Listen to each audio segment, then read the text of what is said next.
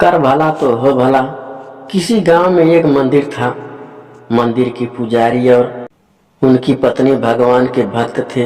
प्रतिदिन पति पत्नी मंदिर की सफाई करते, पूजा अर्चना की सामग्री जुटाते और मंदिर में आने वाले को भोजन कराते। वे दोनों निसंतान थे। जब भी ओणम का त्योहार आता वे उदास हो जाते। पुजारी की पत्नी तरह तरह के स्वादिष्ट पकवान बनाती।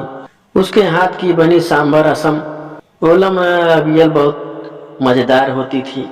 गांव भर के बच्चे उसके घर जा पहुंचते और भरपेट भोजन पाते। जाते समय सभी को मुट्ठी भर कर देती। इसी तरह दिन बीत रहे थे। एक बार एक नंबूदरी ब्राह्मण उस मंदिर में आया। वह गरीब अपनी बेटी की शादी के लिए धन एकत्र कर रहा था। मंदिर में भोजन मुफ्त मिलता था। उसने खाने से पूर्व नहाना उचित समझा। अपने धन की थैली को स्नान कुंड के किनारे रखकर वह स्नान करने लगा। स्नान करने लौटा तो थैली वहां नहीं थी। उसने सभी से पूछा, परंतु कोई भी थैली का पता ना बता सका। भगवान जाने थैली को जमीन निगल गई या आसमान खा गया। बेचारा रोता कलपता अपने गांव लौट गया। कुछ समय बाद पुजारी की पत्नी झाड़ू लेकर सफाई करने आई। ज्यों उसने गाय का गोबर उठाया तो थैली मिल गई। हुआ यूं कि जब ब्राह्मण स्नान करने गया तो एक गाय ने थैली पर ही गोबर कर दिया। गोबर से ढकने के कारण उसे थैली दिखाई नहीं दी। पुजारी की पत्नी ने बड़े यत्न से ब्राह्मण की अमानत को संभाल लिया। उसने एक बार भी थैली का मुंह तक नहीं खोला। संयोग से कुछ माह पश्चात वह ब्राह्मण पुनः वहां आया। धन की थैली खोने के बाद उसकी परेशानी और बढ़ गई थी। पुजारी ने ब्राह्मण को भोजन कराया, फिर उसके धन की थैली सामने ला रखी।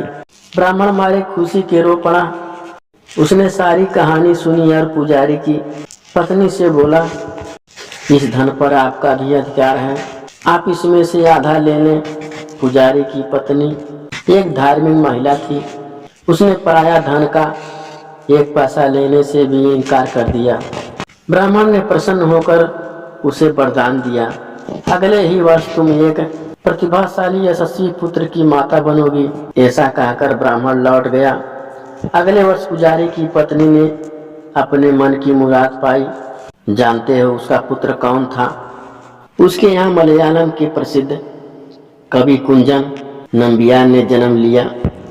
कहते हैं कि इस कवि की तुलना किसी से नहीं की जा सकती। मलयालम भाषा के जानकार उसकी कविताएं अवश्य पढ़ते हैं। यह कहानी हमें शिक्षा देती है कि संसार में लोभ नहीं करना चाहिए। जो दूसरों का भला करता है उसका स्वयं ही भला होता है।